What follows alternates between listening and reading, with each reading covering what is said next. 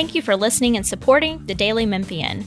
Sign up for one of our many free newsletters and breaking news alerts at dailymemphian.com/email to receive the latest local news stories impacting our community.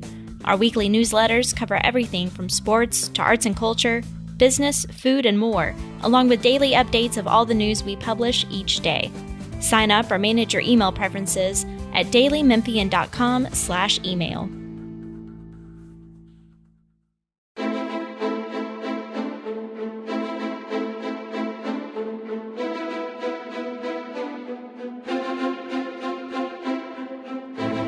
This is the Daily Memphian Politics Podcast. I'm Bill Dries. The main event is Congressman Steve Cohen on pot and the Olympics, the insurrection investigation, and getting stuff passed before the midterms next year.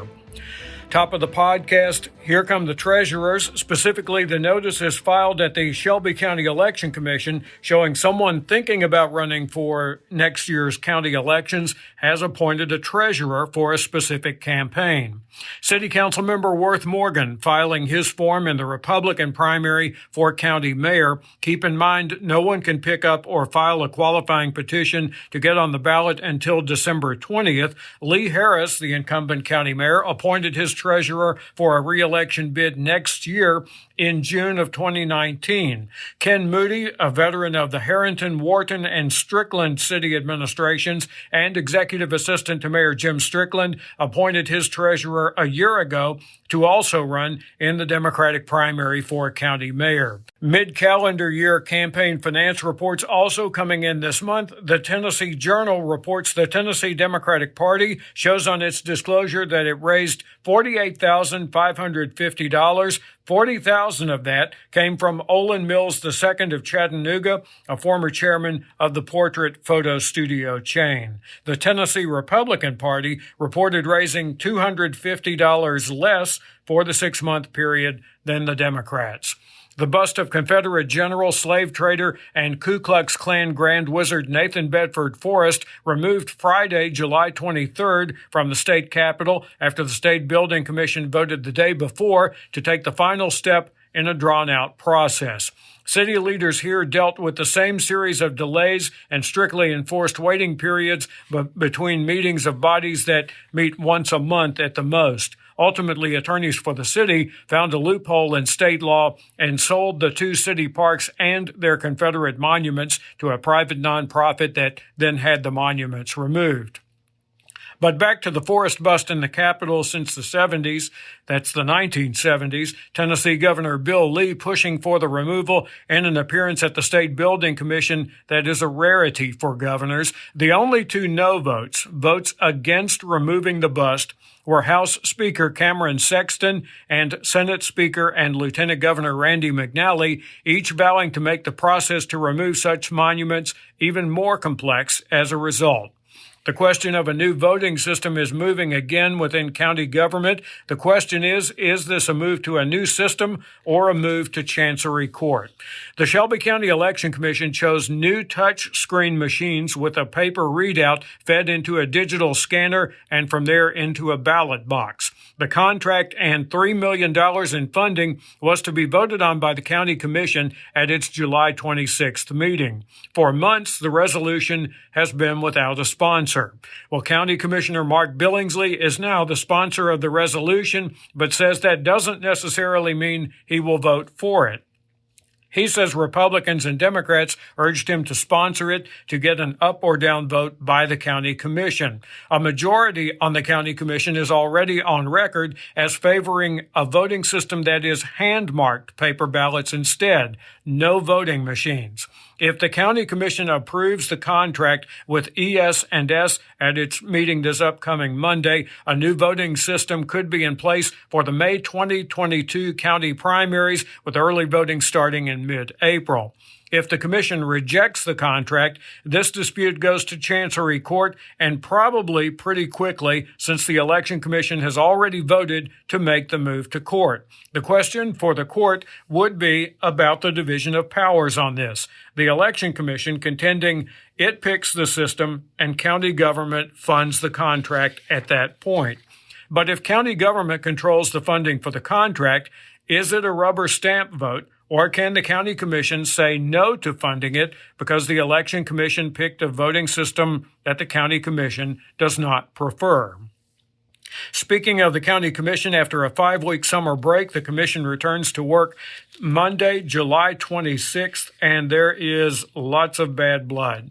Budget Committee Chairman Edmund Ford Jr. and Mayor Lee Harris going back and forth over Ford's push to speed up one-time bonuses for county employees that he got, Ford that is, in the current county budget. That's in place of the 1% pay raises that Harris proposed for county employees. Ford says the city's bonuses with federal ARPA funding are going out this week, and that's what Ford modeled his proposal for the county on, down to consulting with city officials on how it should work. Harris says the earliest this can show up in county paychecks is September because the administration has to be sure this $26 million expenditure is allowed. Otherwise, that's $26 million the county owes Washington. Harris says when the commission dropped his pay raise proposal, it did not set up a procedure for the bonuses of $5,000 for full-timers and $1,600 for part-timers. Ford at one point interrupting others in the administration when they would not give one-word yes or no answers to his questions. He also insisted on anything more than that in writing.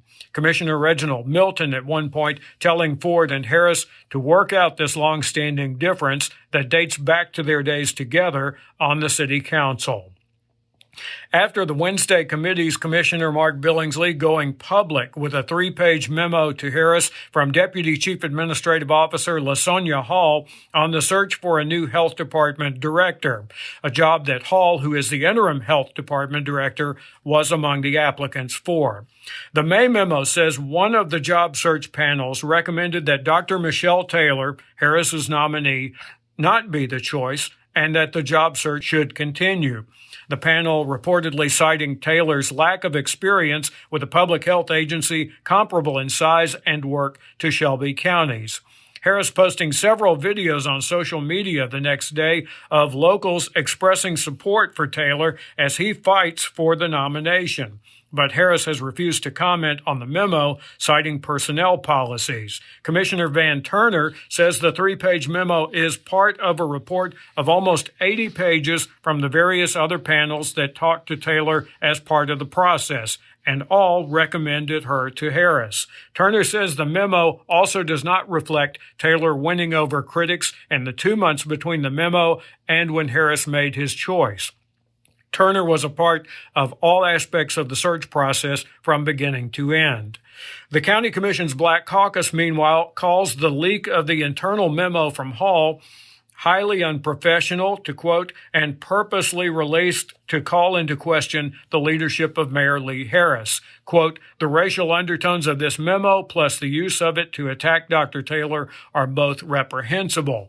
Billingsley followed with his own statement saying Harris told the commission Wednesday that Taylor was the, quote, strongest candidate when the memo shows that wasn't the case. Quoting from Billingsley's response, if Mayor Harris chooses to support a candidate for the director of the health department, he needs to own it and not misrepresent his own advisor's recommendations.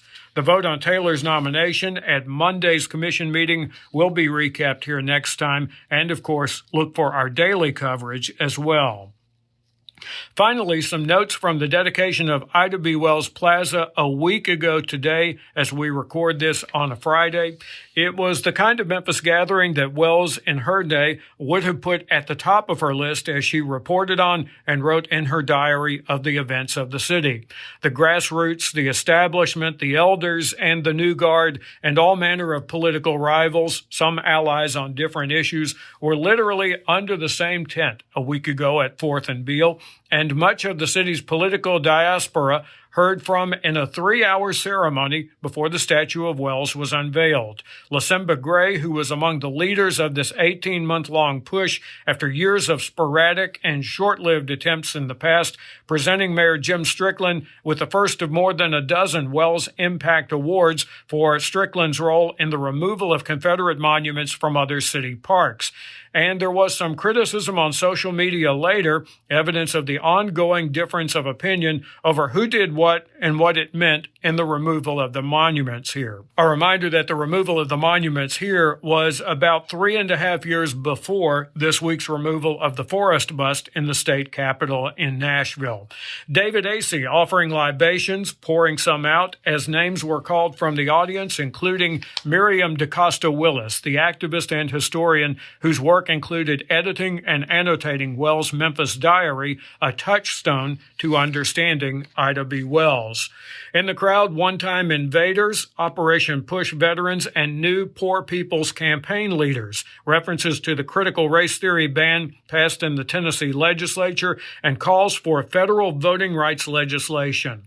On the edges of the crowd, smaller huddles around those looking to be on the ballot next year or the year after, or both, depending on how the votes add up. No stickers or campaign flyers just yet. The setting for this, Robert Church Park, next to First Baptist on Beale, the church that was a base for Wells, a stop on the postal route of Thomas Moss, and around the corner from Church's mansion.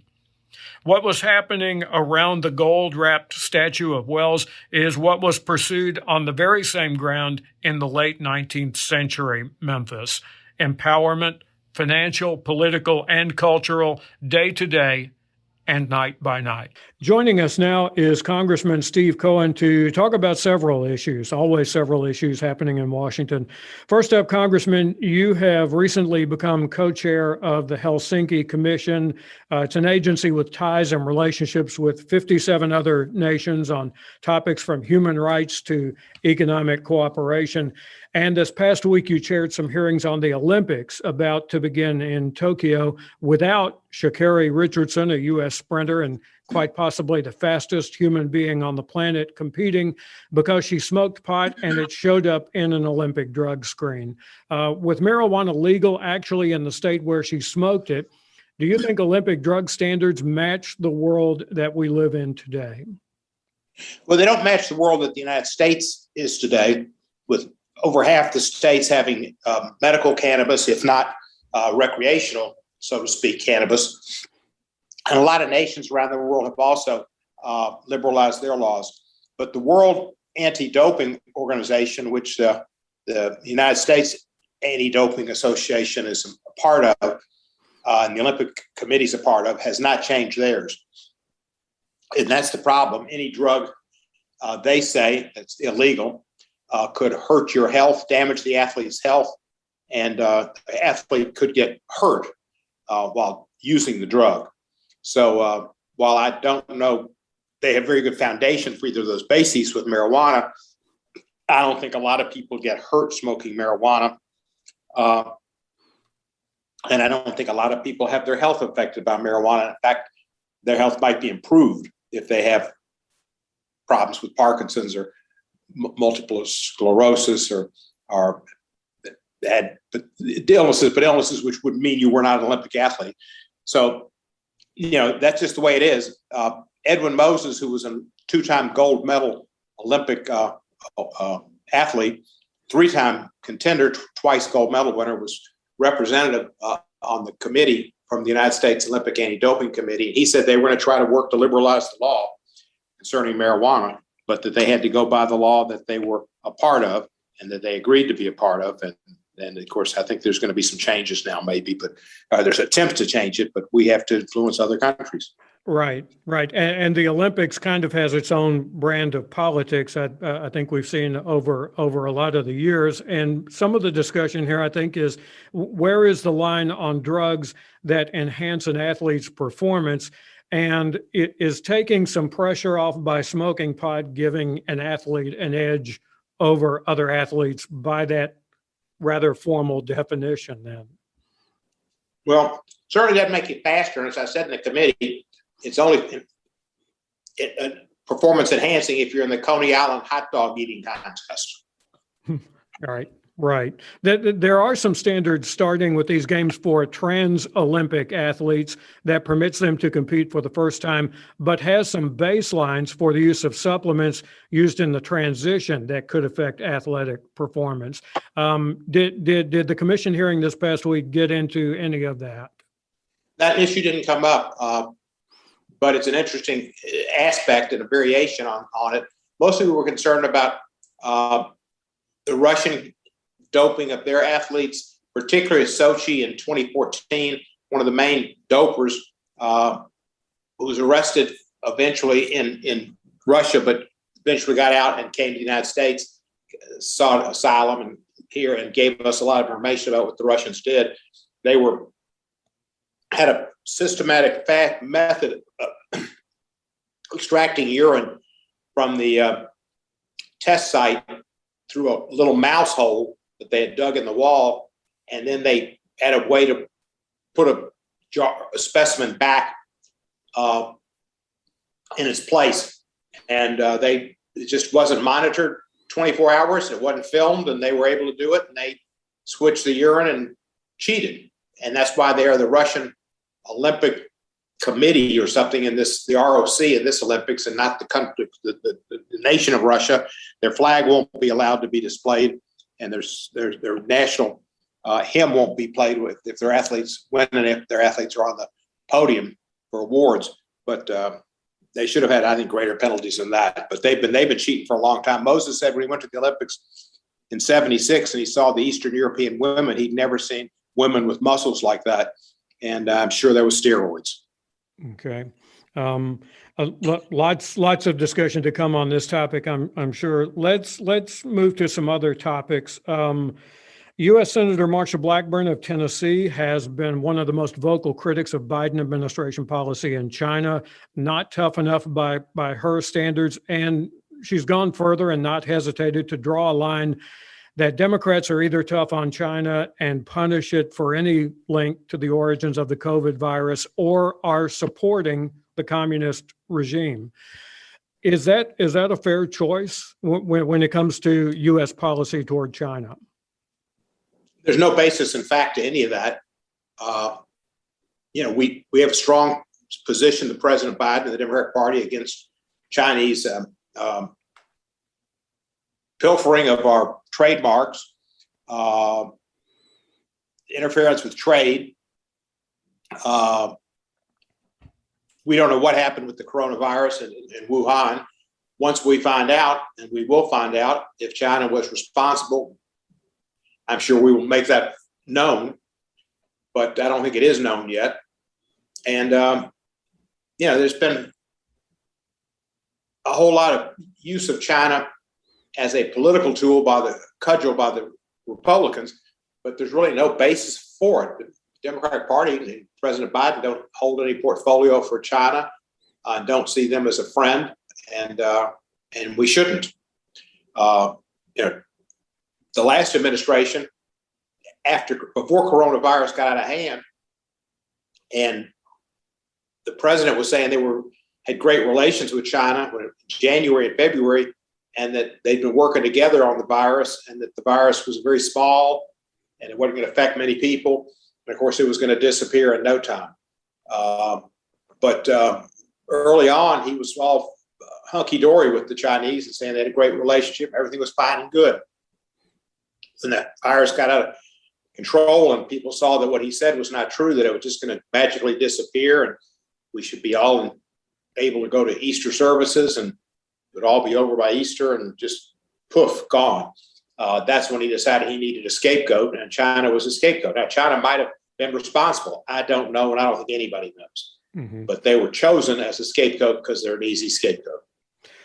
It looks like the House investigation of the January 6th Capitol insurrection will be an all-Democratic affair. Did this investigation need Republicans on the panel to speak across the nation's political divide, do you think? Well, I don't know if we can get across the political divide. It's not going to be an all-Democratic panel. Liz Cheney's on the panel, so there is a Republican. You could say it's, Snow White and 6 Democrats or 7 Democrats or whatever, 6 Democrats. Mm-hmm. Speaker Pelosi might add Adam Kinzinger, and she might add a former Republican member who was beaten in kind of an unusual political move last election as a staff person for Cheney and I guess for Kinzinger too. So it's not going to be it's going to be bipartisan. Mm-hmm. If Jordan and Banks, who she rejected were on the panel, it would have been chaos. Jim Jordan's job is to be political and to be a lightning rod and to just scream China and communists and socialists and defund the police, accusing the Democrats of it, and every buzzword you can think of. And he just out there throw out the red meat that the Republicans are going to run on. And that's all he would do. And he's, of course, Trump gave him a Presidential Medal of Freedom. The Presidential Medal of Freedom used to be highly regarded and go to scientists who were responsible for life-saving and breakthrough discoveries, entertainers and creative artists of the finest in their profession, and heroic individuals in battle, serving their country, and politicians who served admirably, et cetera. And not to some just rabble-rousing flamethrower. And he gave the Presidential Medal of Freedom to Jordan, and he gave it to one of those other guys from California, Nunez. Mm-hmm. And I couldn't pick Nunez out of a lineup, to be honest. I mean, that's how much he is as a player, but an intelligence committee, he ran over to Trump to give him all the information he could. So yeah, Jordan shouldn't have been on the committee because his purpose was to disrupt it. And if he was on there disrupting it, and Banks, whose son works for Tucker Carlson, you can see those connections. And he'd been saying that the committee was just going to be something to attack Trump, and it was attacking Pelosi, et cetera. He wasn't taking it seriously. He was joining in the bomb throwing, Molotov cocktail throwing. They would have just tried to distort it. And the people that didn't want to listen to it, the Trump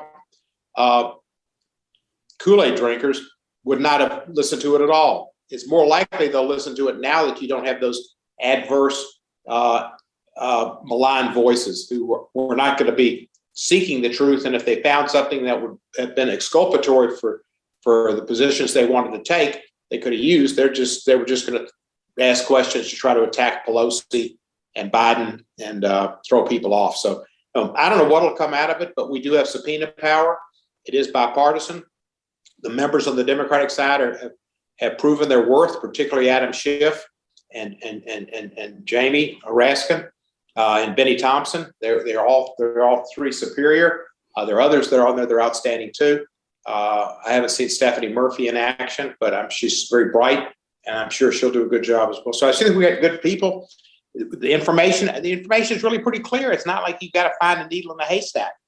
And I think we'll see that President Trump was involved with the creation of this insurrection, that he had contact, he and his people, Roger Stone and Mike Flynn and others, had contact with and probably planned with the Oath Keepers and the Boogaloo Boys and whatever those other groups are. I don't know all of them, but the groups that were up there causing the ruckus and breaking in, and that their purpose, as some of them have said now in the guilty plea, was to disrupt the vote and to change the vote and the choice of president of the United States. Mm-hmm. And that's what Trump wanted.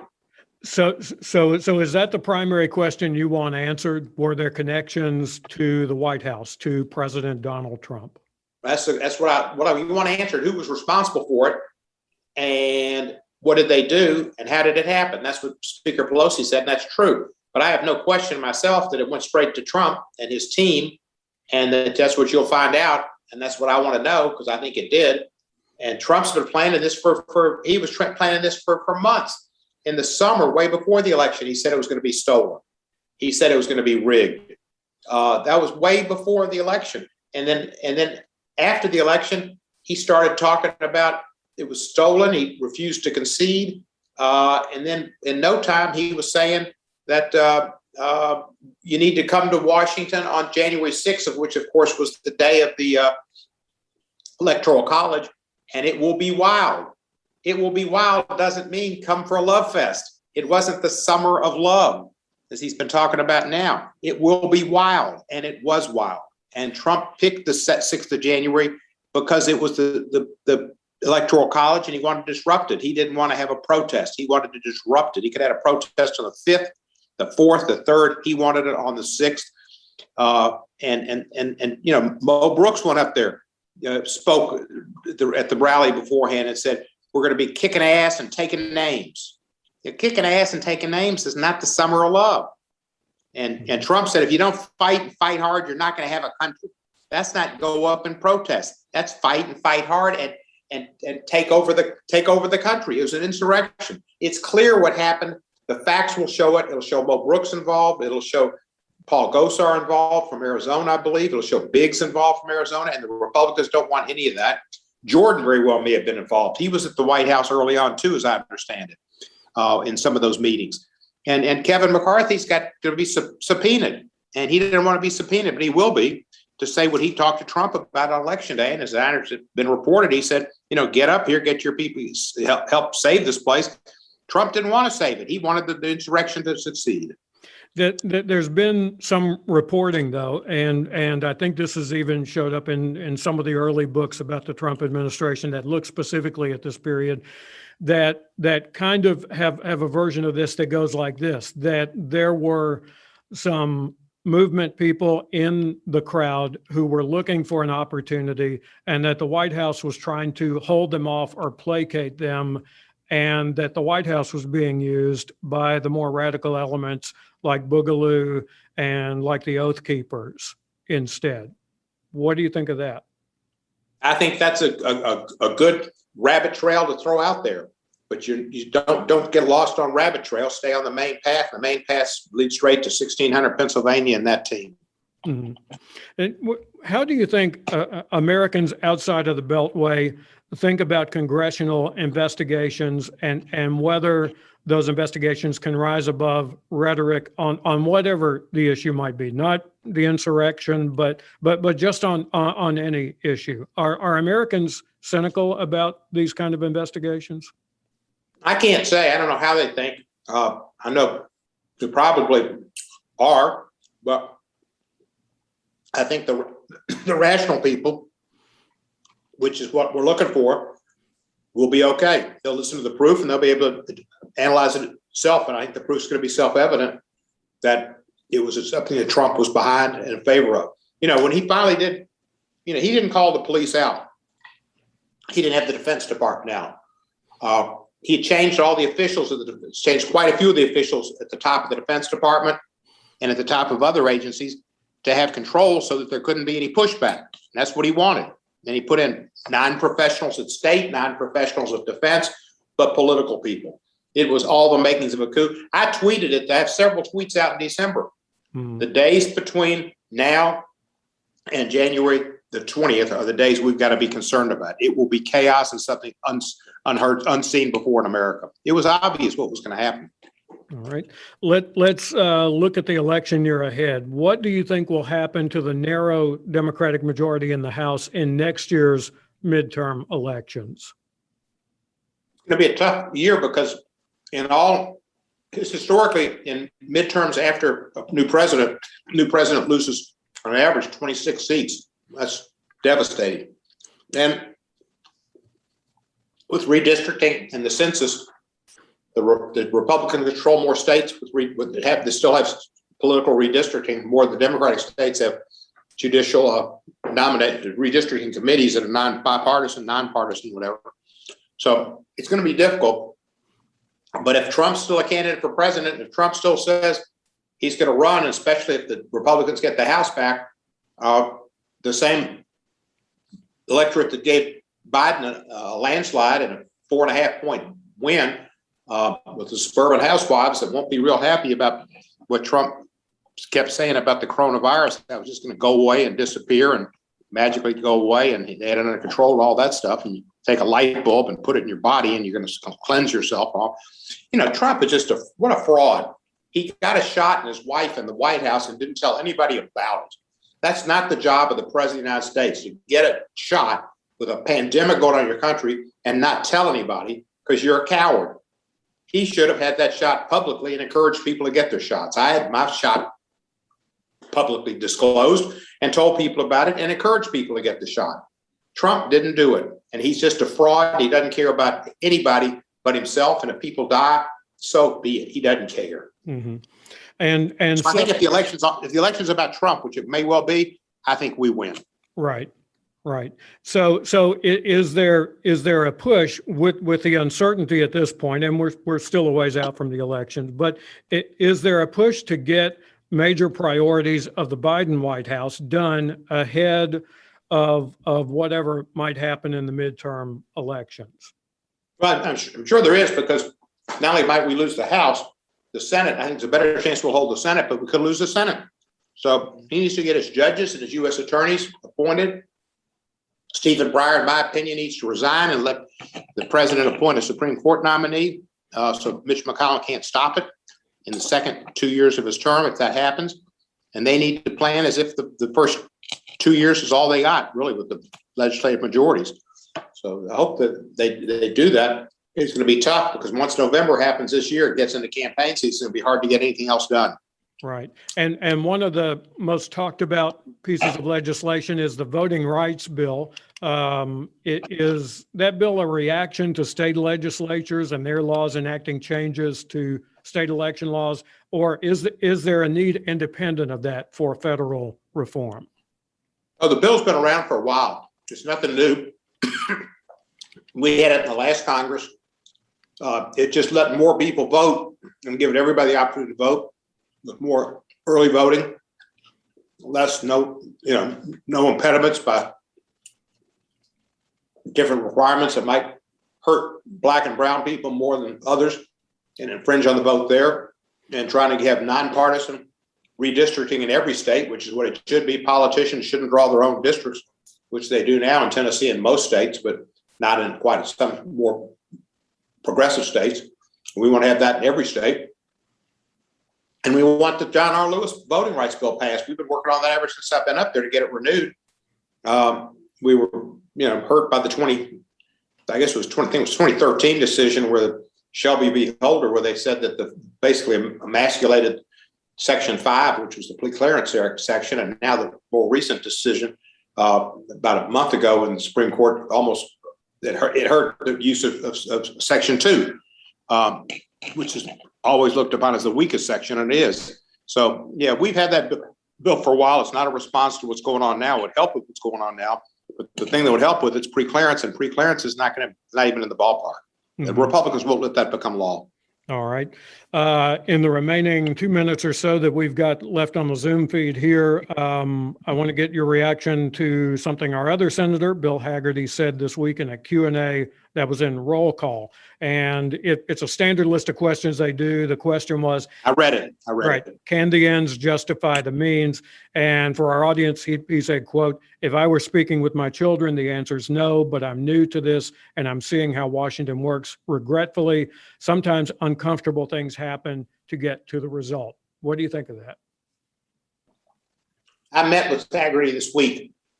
It was the first time I met with him. I reached out to him and asked for a meeting. He was gracious enough to want to come over to my office to meet with me. We were going to be over in his building, the Rayburn, on that Helsinki Commission hearing, so switched to his building and visited with him. He was most gracious. I want to work with him. And I don't know, we've got differences of opinion on a lot of issues, particularly things that relate to Trump. But I do want to work with him, and I think he's a gentleman, and I hope that opportunity continues to allow itself to play out. All right. We'll leave it there. Congressman Steve Cohen has been our guest. On WKNO's Behind the Headlines this week, Memphis charter school leaders on the critical race theory ban, a new school year in less than a month, and learning in the pandemic. Yetta Lewis of Power Center Academy, Roblyn Webb of Freedom Prep, and Bobby White of Fraser Community Schools, as well as Daily Memphian reporter Deja Henry. You can also hear the show on our Behind the Headlines podcast, which includes an extended conversation beyond what is on the TV episode. Subscribe to the Daily Memphian at dailymemphian.com. Subscribe to this podcast and our others at Google Play, iTunes, Spotify, and Stitcher. I'm Bill Dries. The Daily Memphian Politics Podcast is produced by Natalie Van Gundy.